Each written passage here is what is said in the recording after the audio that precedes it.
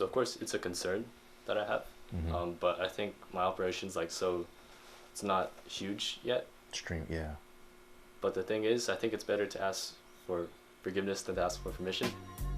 What's good, everyone? It's MJO23Dan back with another video, and today's series we have Feature Friday. And in this video series, you'll learn about all the small-time creators out there that you may not know about that are just trying to create a name for themselves. They've either just started, are struggling to get views, or just need that extra push to keep on going. So this is a series that was really near and dear to my heart, and it's something that I really wanted to create an impact for these people.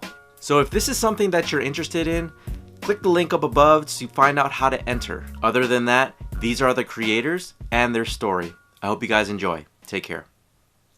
Hey, my name's Jimmy Luong. I'm 24 years old from Los Angeles. I'm working on a project called KreativeWoodlab right now, and this is a project to bring custom wooden and acrylic shoeboxes to the sneaker community. These shoeboxes are meant for those 1 or 2 pairs of sneakers in your collection that you want to display or store in a special way, and each box made to order, so every customer that I work with is getting something unique that the world has probably never seen before. So this idea for sneaker boxes really came out of my love for woodworking and also my love for basketball shoes. When you work with wood, every tree is unique, so whatever you create and give to someone is going to be one of a kind, and I think that's really special. People nowadays, they really care about having a unique look, and something that came to mind was every custom sneaker needs a custom shoebox if you really want to stand out and have your own style. So that's where the idea for the shoeboxes came about.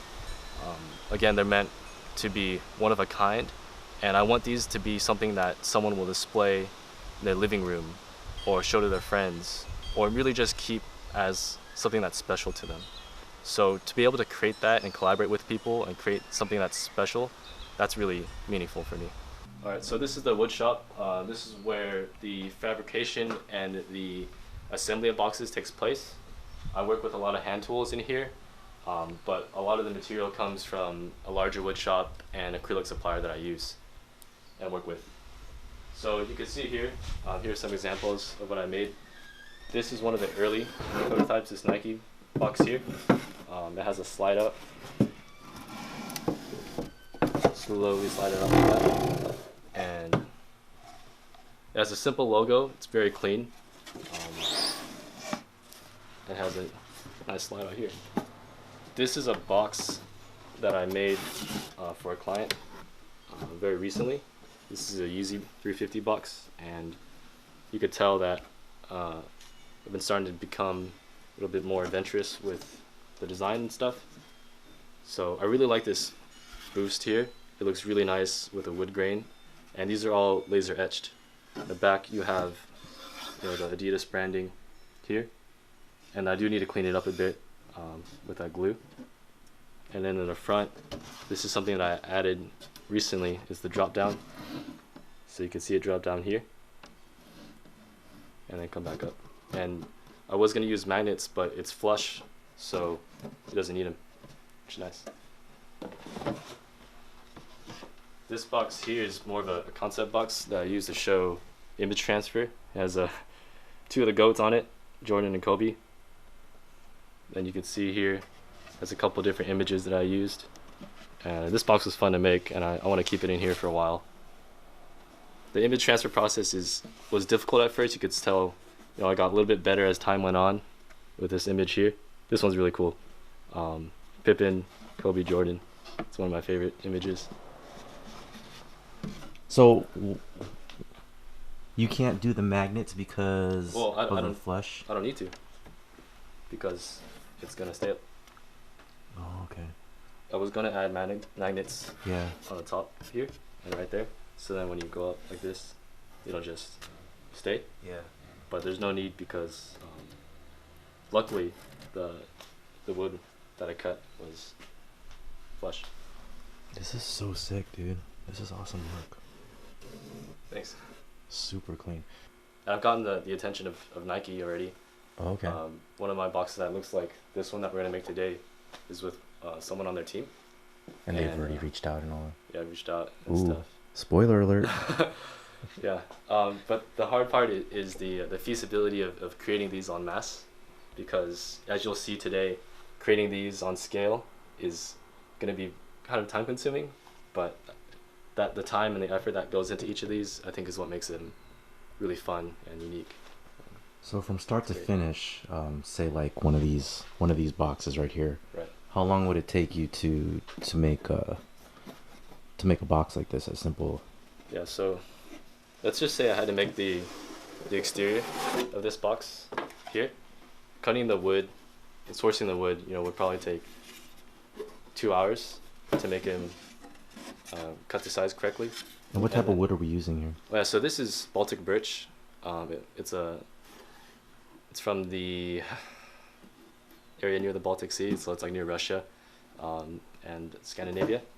And I use birch because it's lightweight. It has a nice pattern to it, and it's able to be cut to size very easily.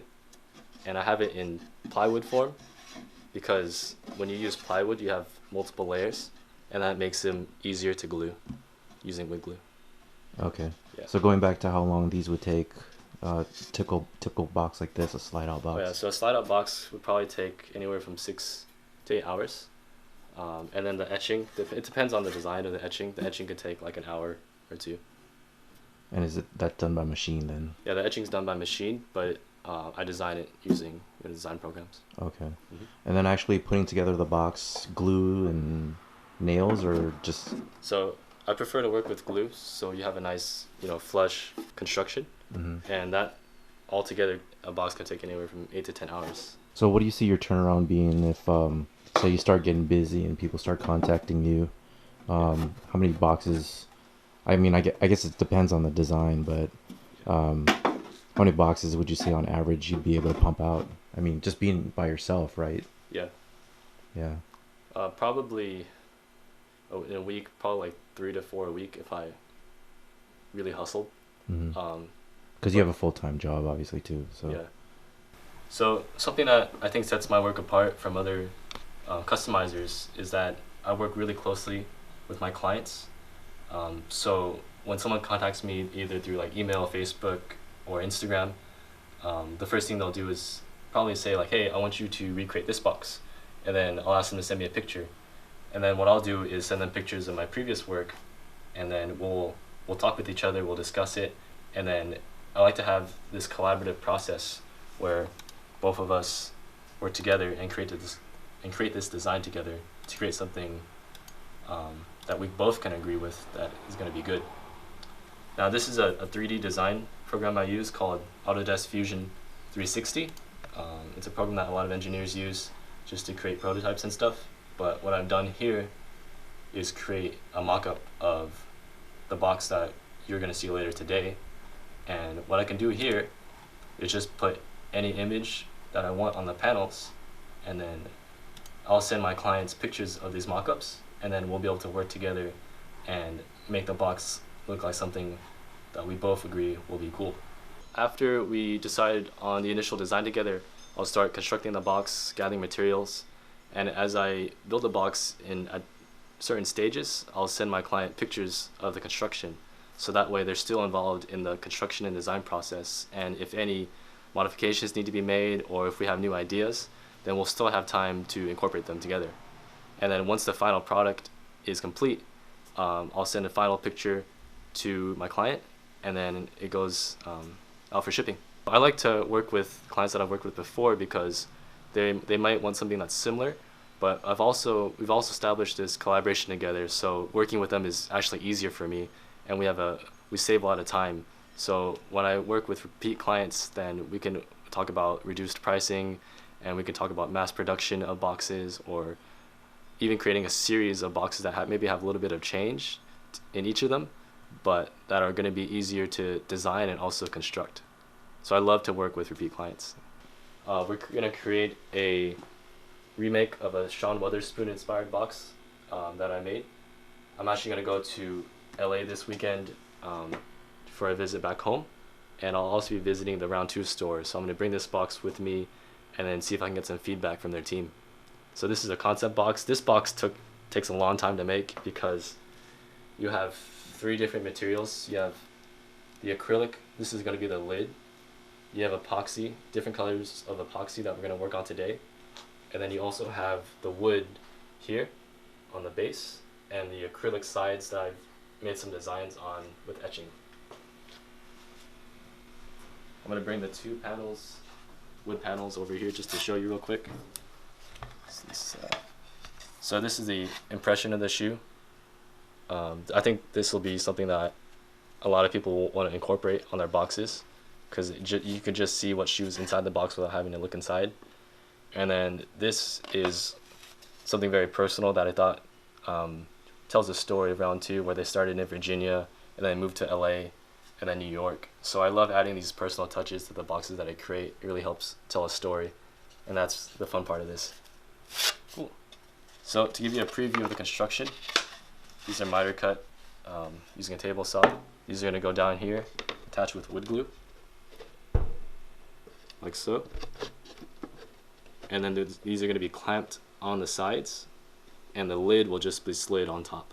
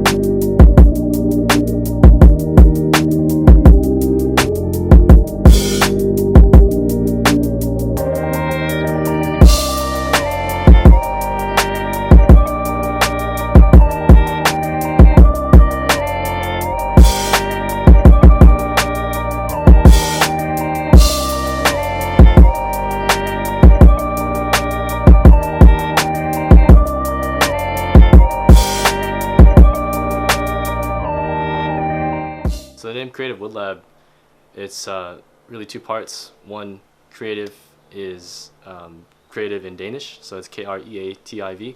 And when I was in Denmark, I got my love for woodworking from visiting a design museum. And there I saw these really cool wooden chairs, and I just spent hours just looking at every detail on them.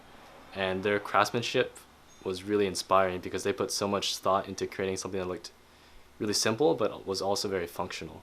Now the wood lab part comes from how I feel when I work in the shop. I feel like I'm experimenting, creating something new, like I'm in the lab. And yeah, so that's where the name for Creative Wood Lab originated from. Cool. Okay, so Jimmy is gonna present something to me and show me what he has here. Cool. Ooh, check it out. Yeah, so something I want to do is create a custom wooden nameplate for you. So here, I use a design program, and I can really put any designer text that I want onto the nameplate. So Marvin, wanted to ask you, do you want to add or subtract anything from here? Oh. So I wish I had my logo down here. I don't know if you'd be able to grab it. Yeah, we could do that. Okay. Let's do that. I might add that in. Do you want it here, or do you want it? Yeah, in place of the jump man. In place of the jump man? Yeah. Okay. What is that? That's the label? Yeah, it's gonna. So you see. Can I pull it? Yeah, it's gonna be like that one. So Jimmy's gonna create one of these labels for the box. So to get a perspective here, just like your regular sneaker box, right below. How's that look? That's so sick. Yeah. So this will be etched. It'll be whatever you see has color.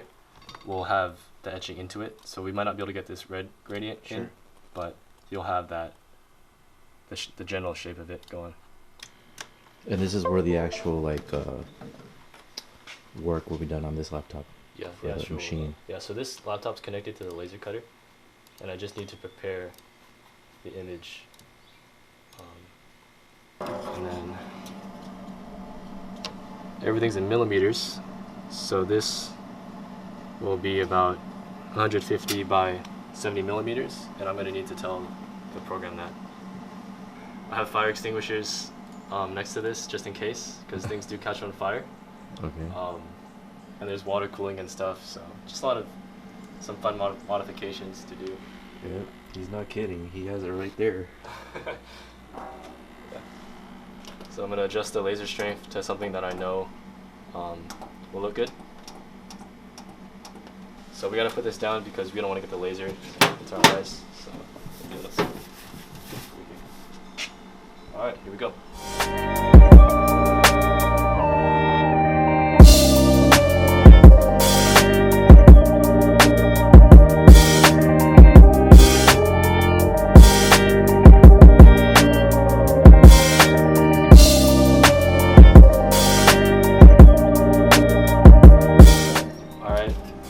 So we got a nice nameplate here.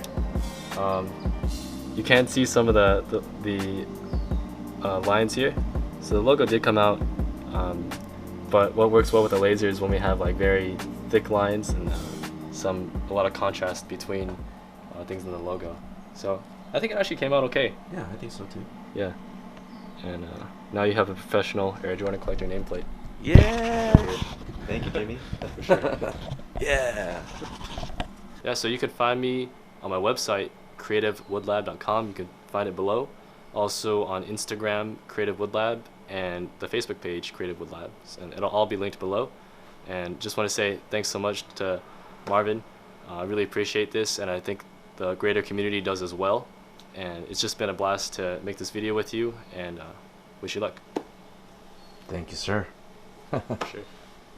All right, so that is the meeting with Jimmy of Creative Woodlab, and it was awesome. It was a pretty cool experience. I've never seen, well, probably since like middle school, woodworking in that fashion.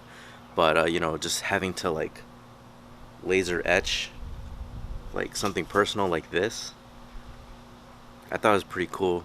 Just last minute, I was able to put my logo in there. He originally had the Jumpman, and I really wanted to, you know, create something more personal to me. So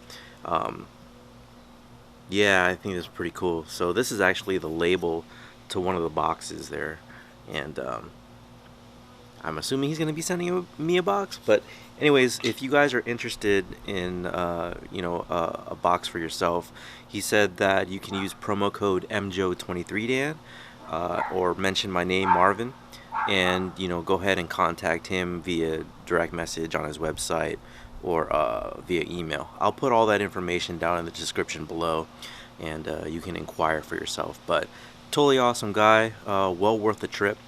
I was glad I was able to make it out and, you know, do this video for him. So shout out to you, Jimmy. Thank you for inviting me. Thank you for everyone else for all your support. Talk to you guys later. Take care.